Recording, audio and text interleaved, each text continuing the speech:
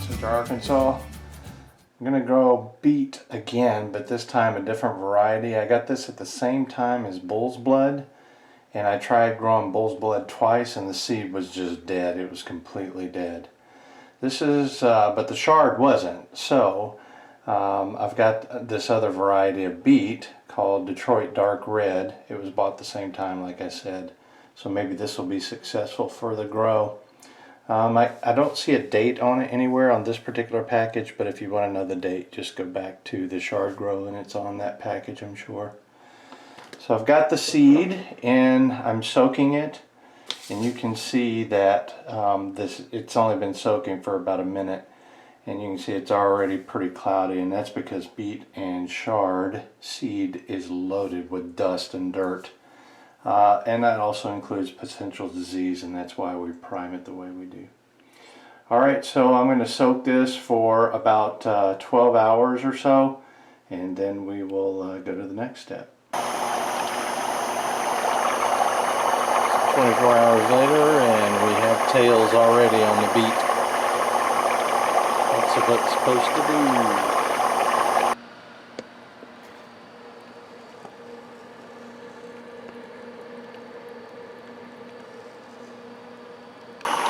We're looking up now on the beet preparation here. Ooh. So it's a lot more germinate. We're going to flip it upside down and put a weight on it and let it grow some more in the dark, let more germinate. So it looks like today I took the cover off. We're going to expose it to light, see how she does.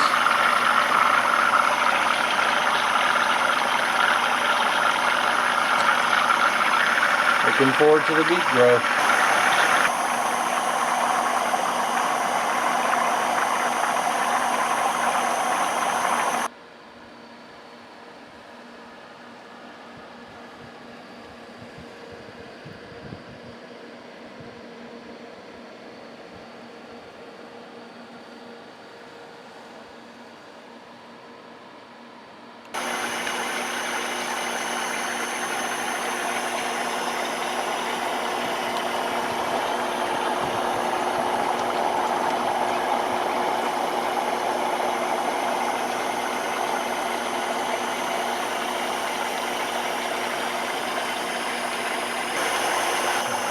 Harvest.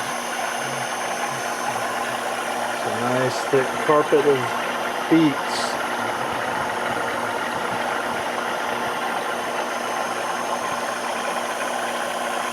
Gorgeous grow. So here's the beet. Lovely beet, lovely. Let's take a kind of a side look at it, see how tall it is here. And we'll get straight to harvesting, and after harvesting we'll get a weight on this bad boy just like we always do. So I'm going to speed you up.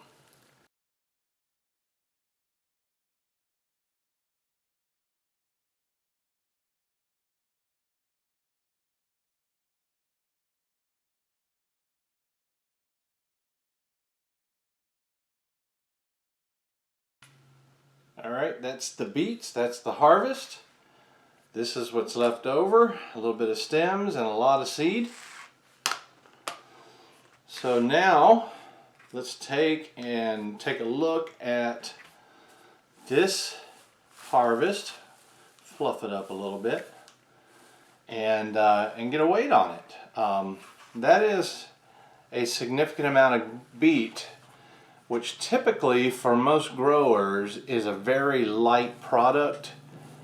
Because beet is very hard to grow in soil, but especially in hydroponics unless you know how to do it. So anyway, let's get a closer look at this and then we will get a weight. Turn this sucker on. It's set to ounces. Put a cup on here to raise it up so you can see this. Without the cup it would cover the scale part. Alright, now it says 5.8 ounce. We're going to zero that out to where it says 0. That way, when we take this off, which is the exact same tray as with the microgreens in, It goes back negative 5.4 ounces to cover the tray. So when we put this on, it's nothing but the weight of the microgreens. Let's see what we got.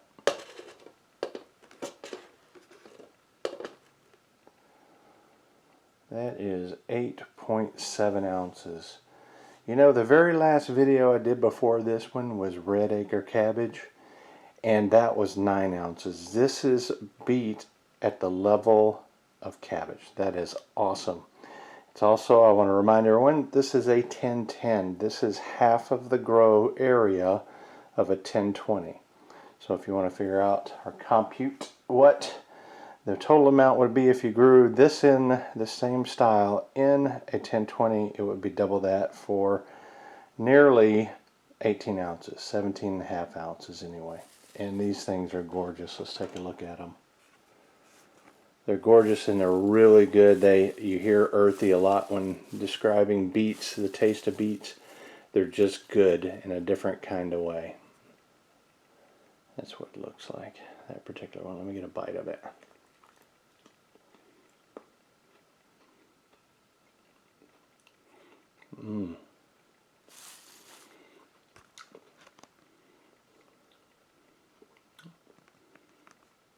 Lettuce-like, but different. You know, as is most greens.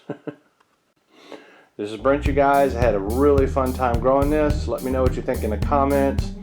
Hit subscribe button, please. Love to have you join us here at the channel. We'll see you later.